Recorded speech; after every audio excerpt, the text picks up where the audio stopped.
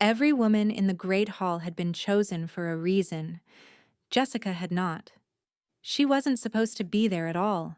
She was supposed to be in the kitchens, scrubbing pots until her knuckles split, invisible the way she'd been for 3 years since her mother died and left her with nothing but a debt she could never repay.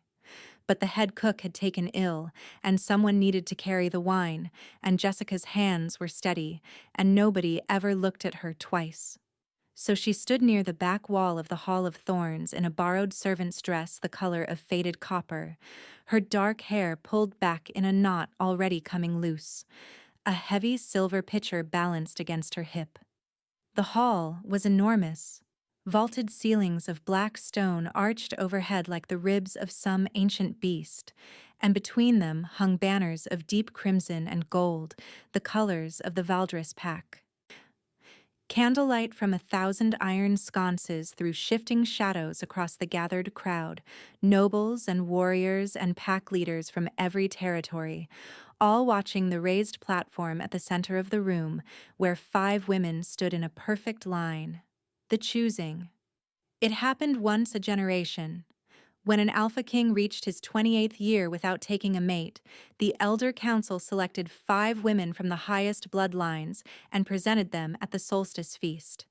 The Alpha would choose one. A political union sealed with a bond mark and a ceremony under the full moon. The 5 women were stunning.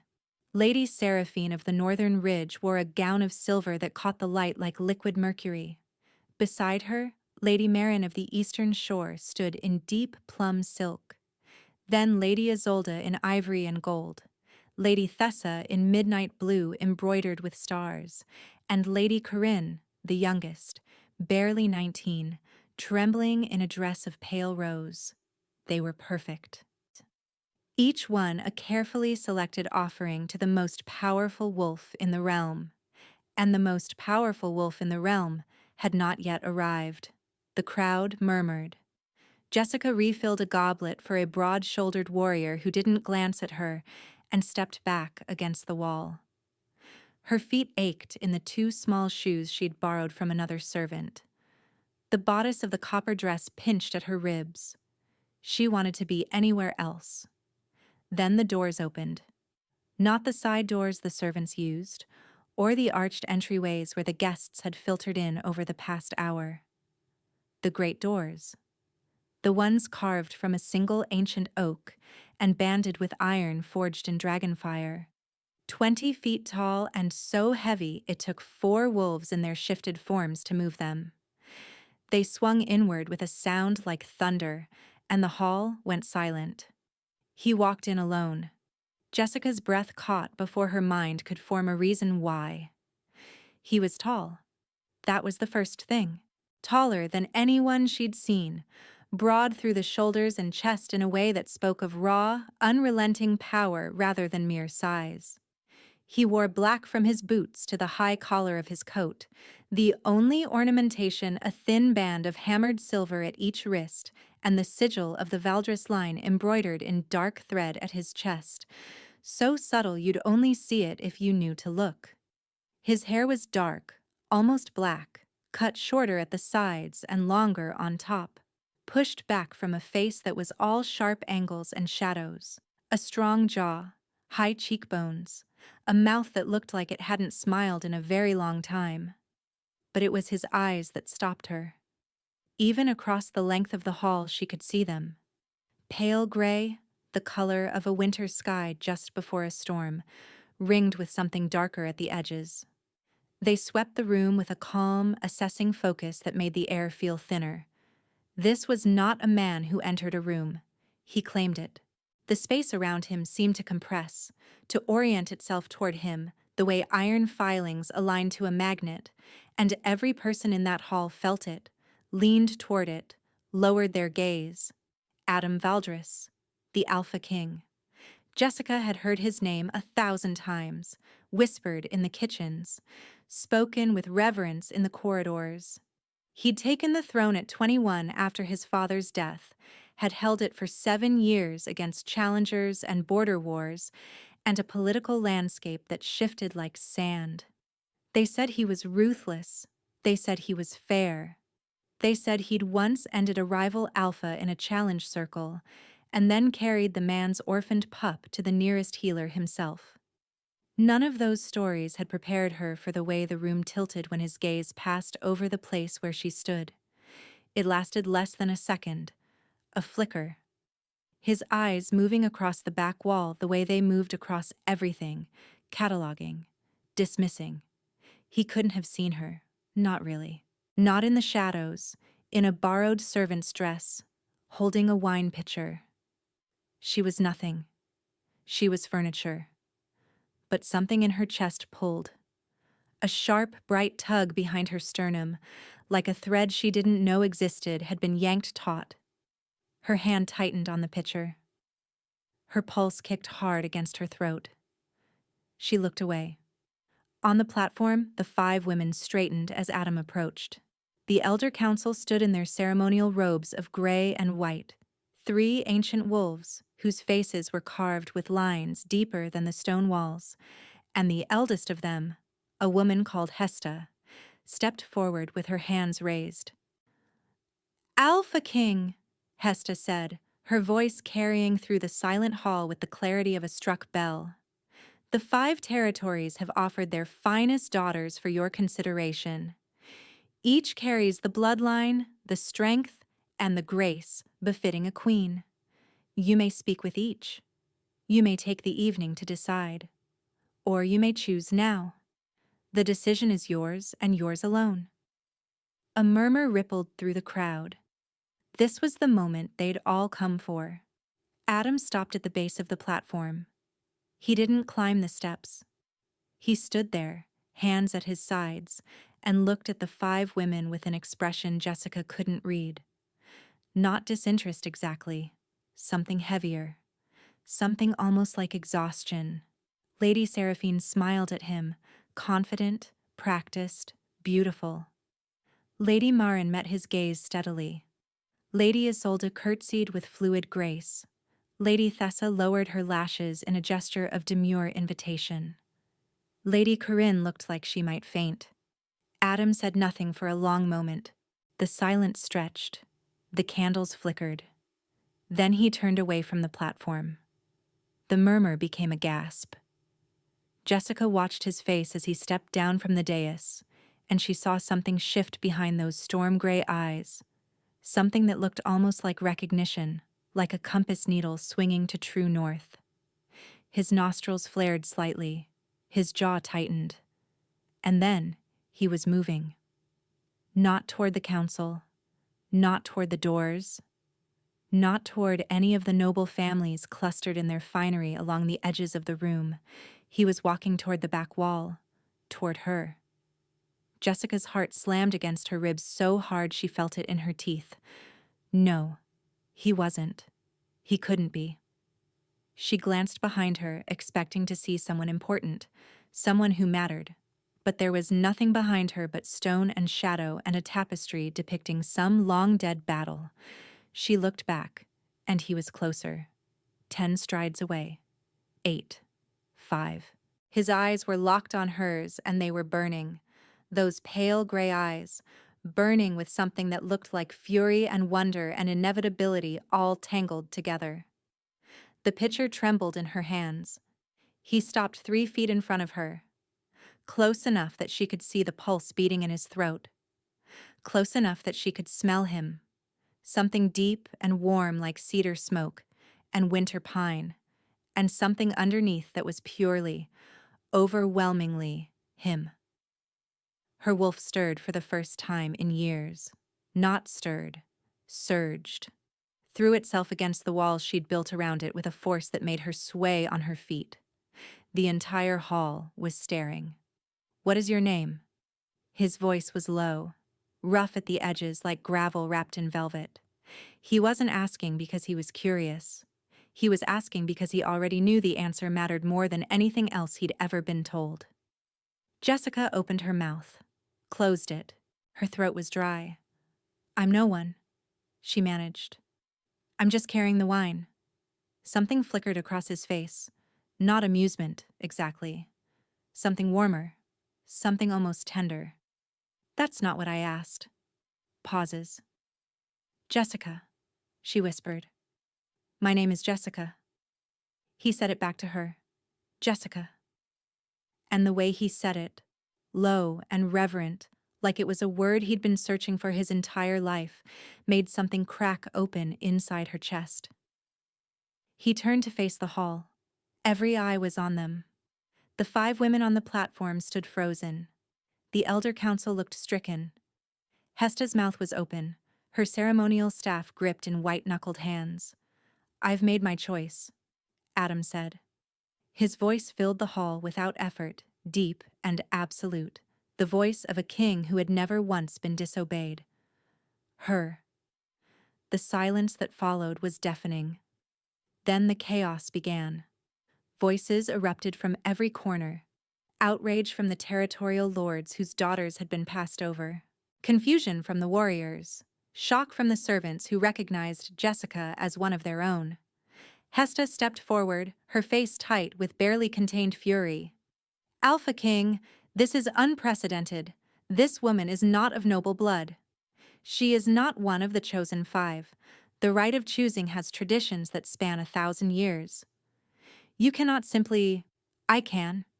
Adam didn't raise his voice. He didn't need to. The law states I may choose any woman in this room. It does not specify which ones are eligible. It does not mention bloodlines or territories or political advantage. It says any woman. He paused. Let the silence breathe. I've chosen. Jessica couldn't feel her legs. The pitcher was slipping from her fingers. This wasn't happening. She was a kitchen servant with no pack, no family, no wolf strong enough to shift in 3 years. She was nobody. She tried to step back. His hand caught hers. Not roughly. Like a question. His fingers closed around hers and the touch sent a jolt through her entire body, a rush of heat and light so intense her vision blurred. Her wolf howled inside her, a sound she hadn't heard in so long she'd forgotten what it felt like. Mate. The word slammed into her like a wall. Not a thought. A knowing. Bone deep, soul deep. The golden thread pulled taut and sang, a single perfect note that resonated through every cell. She looked up at him and saw the same recognition in his eyes. He'd known. From the moment he walked through those doors. I can't, she whispered. I can't even shift. My wolf has been silent for 3 years. I have nothing. His thumb traced a slow circle against the back of her hand. You are the only thing in this room that feels like breathing. The Lord of the Northern Ridge, Seraphine's father, stepped forward. A tall man with silver at his temples and cold blue eyes. This is an insult to every territory that participated in the choosing. My daughter was promised consideration. If you think I'll allow some packless servant girl to... Lord Harwin. Adam's voice dropped to something quiet and final. Finish that sentence carefully. Harwin stopped. Your daughter was considered. Adam continued. I have chosen someone else. If you wish to challenge the decision, the circle is outside. Hesta tried once more, at least allow the girl to be examined. Her bloodline verified. She is my mate, Adam said, and the words landed like a physical force. Verified by the bond itself, there is no higher authority. The word mate rippled through the crowd in whispers and gasps. Jessica felt it settle over her like a cloak, heavy and warm and terrifying. Adam looked at her then, really looked at her, and his expression softened in a way that transformed his entire face, stripped the king away, and left just a man standing in front of a woman, vulnerable and fierce and utterly certain. You don't have to do anything you don't want to do, he said quietly, low enough that only she could hear. If you want to walk away, I'll let you. I'll face whatever comes. But I need you to know that I've been looking for you for 7 years, and I didn't know it until 30 seconds ago. Jessica's eyes burned. Her throat ached. Every logical thought in her head screamed that this was impossible, that girls like her didn't get chosen, that the debt she carried and the wolf she'd lost and the years of invisibility had been the universe making it very clear where she belonged. But the thread in her chest was singing, and his hand was warm around hers. And her wolf, her silent, broken, buried wolf, was pressing against her skin from the inside, trying to get to him. "I don't even have proper shoes," she said, and her voice cracked on the last word. He looked down at her feet, at the two small borrowed shoes with the cracked soles, and when he looked back up, there was something in his eyes that might have been the beginning of the first smile he'd allowed himself in years. "Then I'll carry you." He turned to the hall. "The feast continues. My mate will be seated beside me. Any objection can be brought to the council in the morning." He paused. "I would not recommend it." The crowd parted as he led her through the hall. Jessica felt every stare like a brand. Her hand was shaking in his. She kept waiting to wake up. He felt her trembling. His grip tightened, an anchor, and he leaned down as they walked, his mouth near her ear. "I've got you. Whatever comes, I've got you." They sat at the high table. The feast resumed, but the energy in the hall had shifted, charged and watchful. The 5 women had been escorted from the platform. Lady Seraphine's expression as she passed Jessica was carefully blank, but her eyes were glass-sharp. Jessica couldn't eat. She sat in her copper servant's dress with her loose hair falling around her face and stared at the plate in front of her. Roasted venison, honeyed figs, bread still warm from the oven, food she'd helped prepare that morning. "You're not eating," Adam said beside her. "I'm not sure my stomach remembers what being full feels like." Something dark crossed his face. "When is the last time you had a proper meal?" She didn't answer. She didn't need to. He looked at her, really looked, and she saw him catalog the thinness of her wrists, the shadows under her eyes, the way the borrowed dress hung loose where it should have fit. His jaw tightened. "Who do you work for?" "The house steward, Lord Gavin." The name landed differently than she expected. Adam's expression didn't change, but something behind his eyes went very still. "Gavin," he repeated, "of the Western Vale. He holds the servant contracts for the keep. He bought my mother's debt when she died. I've been working it off. For 3 years. The interest keeps growing." She said it flatly, without self-pity. It was just a fact. The sky was dark. Water was wet. Gavin's interest kept growing. Adam set down his goblet with a deliberateness that made the wine tremble in the cup. "We'll talk about this later, when there aren't 300 people watching." Later came sooner than she expected. The feast ended near midnight, and Adam dismissed his guards at the door to his private quarters. Jessica stood in the center of the room, a vast space of dark wood and firelight, with shelves of books lining one wall and tall windows that looked out over the mountain valley, silver with moonlight. "You can sit down," he said. She didn't sit. She stood with her arms wrapped around herself and finally asked the question that had been burning through her since the moment he'd crossed that hall. "Why me?" He was quiet for a moment. He stood near the fireplace and the light carved his features in gold and shadow, and she could see the tension in his shoulders, the careful way he held himself, as though he was afraid of taking up too much space. "When I walk through those doors tonight, I could smell every person in that room, 300 wolves, their perfumes, their fear, their ambition. And then, underneath all of it, there was something else. Like standing in a forest after a rainstorm, like the first breath you take when you break the surface of deep water." He looked at her. "That was you.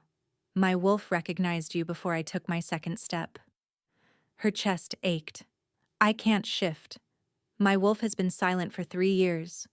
Whatever your wolf recognized, it's broken." He crossed the room, slowly, giving her time to retreat. She didn't. He stopped in front of her and lifted his hand, not to touch her, but to hover near her jaw, close enough that she could feel the warmth radiating from his palm. "May I?" She nodded. His fingers brushed her cheek. The touch was gentle, impossibly gentle for hands that could bend iron, and the moment his skin met hers, the golden thread between them blazed to life. She gasped. He inhaled sharply. The connection was a living thing, humming between them like a plucked bowstring, and through it she could feel him, his steadiness, his ache, his fierce and terrifying hope. "You're not broken," he said roughly. "Your wolf was protecting you, retreating so you could survive. But she's here, Jessica. I can feel her." His thumb traced her cheekbone. "She's been waiting." Something hot slid down her face. A tear. Then another. She hadn't cried in 3 years either. He pulled her against his chest. Not demanding, not claiming, just holding. His arms wrapped around her, and she felt surrounded by warmth and cedar and safety. A word she'd forgotten the shape of. Her hands fisted in the fabric of his black coat, and she pressed her face against his heartbeat. And she let herself shake apart. He held her through all of it. His chin rested on top of her head. His hand moved in slow circles against her back. He didn't speak. He didn't need to. The bond hummed between them, steady and warm, a sound like a lullaby made of light. When the trembling stopped, she pulled back just enough to look at him. His eyes were bright, wet at the edges. This man who terrified an entire realm was standing in his own chambers with tears he refused to shed because a kitchen servant was crying against his chest. "I don't know how to be a queen," she said. "Good." His mouth curved. "Just barely." "I don't need a queen. I need you." She kissed him. She didn't plan it. She rose on her toes and pressed her mouth to his, and the world dissolved. His hands came up to cradle her face. He kissed her back slowly, deliberately, like she was something precious. His lips were warm and firm and tasted faintly of honeyed wine, and when she made a small sound against his mouth, his self-control slipped just enough for her to feel the hunger underneath. The bond between them sang, not hummed, sang. A crescendo that filled her entire body with golden warmth and made something deep inside her stir, stretch, open its eyes. Her wolf. She felt it rise like a wave. Not the broken, silent thing she'd carried for 3 years, but something fierce and whole and burning with recognition. It pressed against the inside of her skin, and for one dizzying moment, she felt the shift flicker through her, the crack of bone wanting to reshape, the surge of power she'd thought was gone forever. Adam felt it too. He pulled back, his eyes wide, his breath ragged. "Jessica." "I felt her," she whispered. "She's here." His forehead dropped to hers. His hands trembled where they held her face. "I told you," he breathed. "I told you she was waiting." The next 3 days were a tempest. The Elder Council convened emergency sessions. Lord Harwin of the Northern Ridge formally protested the choosing. Lady Seraphine's mother sent a letter so coldly furious it was said to have frozen the ink on the page. And Lord Gavin, the man who held Jessica's debt, requested an audience with the Alpha King. Jessica stood beside Adam in the throne room when Gavin entered. She hadn't wanted to be there, but Adam had asked, and something in the way he'd asked, not as a king but as a man who needed her presence, had made it impossible to refuse. Gavin was a thin man with narrow shoulders and a smile that never reached his eyes. He wore a coat of dark gray over a vest of muted gold, and his pale fingers were constantly moving, tapping, adjusting. He looked at Jessica the way you'd look at a piece of furniture that had been moved to the wrong room. "Alpha King," Gavin began, his voice smooth. "I come to discuss a matter of debt. The girl, your chosen, carries an obligation to my household. Her mother borrowed extensively before her death, And the contract is binding. I'm afraid that until the debt is satisfied, she remains, technically, under my authority. Adam said nothing for a long moment. He sat in the throne of black stone and silver, and his expression was perfectly, terrifyingly calm. "How much?" he asked. 300 gold marks, with accrued interest. Her mother borrowed 60. Jessica said it before she could stop herself. Her voice was steady, but her hands were fists at her sides. 60 marks. For medicine when she was dying. You've inflated the interest every season. Gavin's smile tightened. The terms were agreed upon. The terms, Jessica continued, and she felt her wolf pressing forward, lending her its heat, were agreed upon by a woman delirious with fever who would have signed anything to stop the pain. You knew that. You counted on it. Silence. The court watched. Adam watched. His expression hadn't changed, but the bond between them pulsed, and through it she felt something white-hot. Rage. Not at her. For her. "Lord Gavin," Adam said. His voice was quiet, almost pleasant. "That was worse than shouting. I've had your financial records pulled. All of them. Every contract you hold in the Western Vale. Do you know what my auditors found?" Gavin's face lost a shade of color. "I'm sure there are minor discrepancies. 47 servants held under fraudulent debt contracts. Interest rates exceeding legal limits on 31 of them. 3 instances of contract alteration after signing." Adam stood. The movement was slow, unhurried, the way a predator stands when it already knows the prey can't run. "Jessica's debt is void. All 47 contracts are void. And you, Lord Gavin, will face a tribunal of the full council." He paused. "I would suggest you don't run. My wolves are faster." Gavin's composure shattered. His face twisted, and he turned to Jessica with something ugly in his eyes. "You ungrateful little—" Adam moved. One moment he was by the throne. The next he was between Jessica and Gavin, and his hand was around the Lord's collar, not lifting, just holding. Holding him the way you'd hold something fragile that you were deciding whether to break. "Finish that sentence," Adam said softly. "Please." Gavin didn't. The guards escorted him out. The door closed. And Adam turned to Jessica with the rage still burning in his eyes, but softening, changing, becoming something else when he looked at her. "Are you all right?" She nodded, then shook her head, then pressed her hands to her face and laughed, a strange, broken sound that was half sob. "You pulled his financial records?" "The morning after the feast, I couldn't sleep." "Because of me?" "Because a woman who can't remember the last time she ate a full meal told me her interest keeps growing, and I wanted to take his house apart stone by stone." He said it simply, factually. Like wanting to dismantle a lordship for her was as natural as breathing. She crossed the space between them and took his face in her hands. He went still. Absolutely still, like a wild animal submitting to a touch it had never known before. "Adam Valdris," she said, "you terrifying, impossible man." "Is that a compliment?" "I'm still deciding." She kissed the corner of his mouth, felt the bond between them hum with warmth and want, and something that might have been joy. That night, under the full moon, her wolf came back. Adam stood with her in the courtyard, bare feet on cold stone, the sky a dome of stars with the moon hanging full and silver at its center.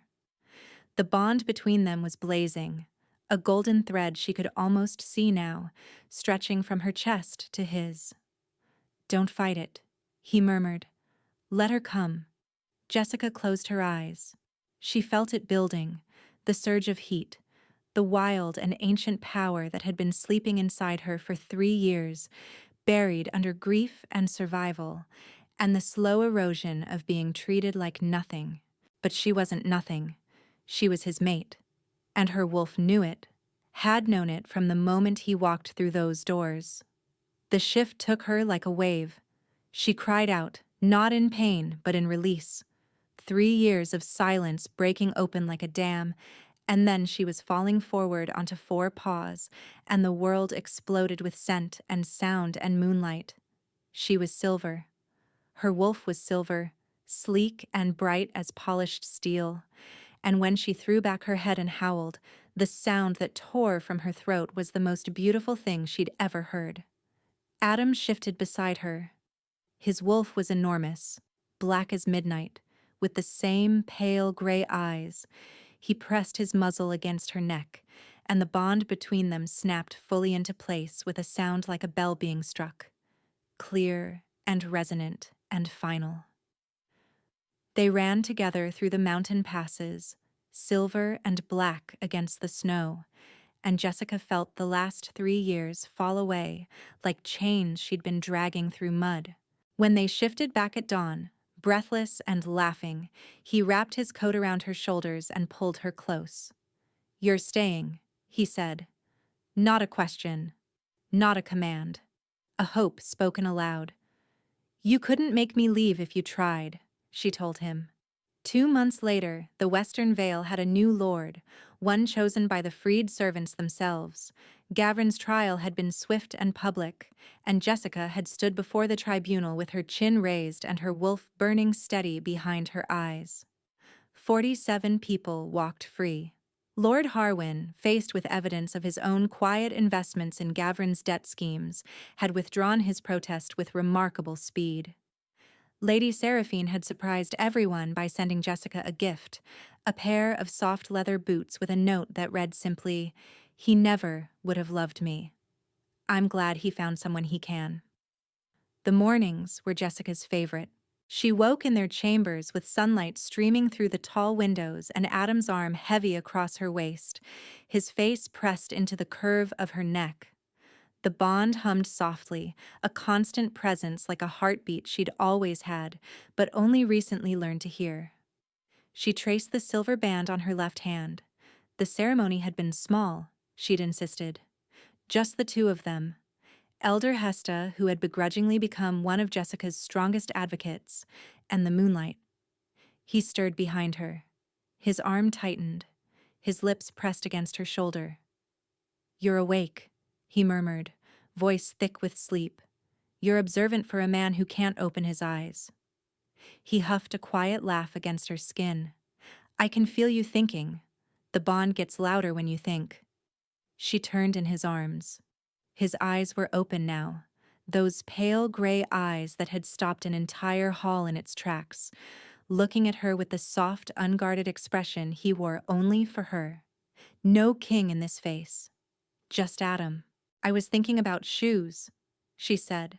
His brow furrowed. "Shoes?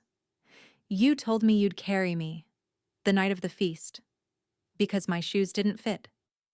The memory softened his expression further, a look so tender it made her chest ache. "I meant it." "I know you did." She traced the line of his jaw. "That's when I knew." "Knew what?" "That I was going to let myself fall." He caught her hand, pressed his lips to her palm, held it there against his mouth, and she felt the bond blaze between them, gold and warm and certain. "I was already falling," he said against her skin, from the first breath. She pulled him closer. The morning light turned everything to gold, his dark hair, her silver ring, the sheets tangled around them. Outside, the mountain valleys spread wide and green beneath a blue sky, and somewhere in the distance, wolves were running. His hand found hers, their fingers laced together, and the golden thread between them hummed its quiet, steady song, the sound of two people who had found each other against every odd and chosen each other anyway. Not because tradition demanded it, not because a council decided it, because in a room full of perfect choices he'd walked past every one of them and found the only one that felt like home.